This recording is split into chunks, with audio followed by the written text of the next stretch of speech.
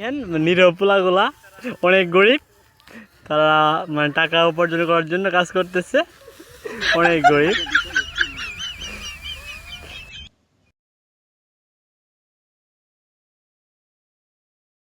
বুঝলেন কি কষ্ট করতেছে পুরো মৎস্য, অনেক গরিব, তোমরা অনেক গরিব।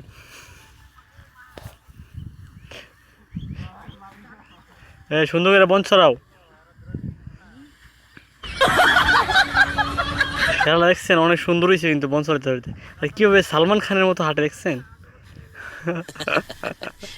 বাপরে যাচ্ছে বন ছড়াই। এক দিবেন তো দূরে এক দেন তাই দাম না।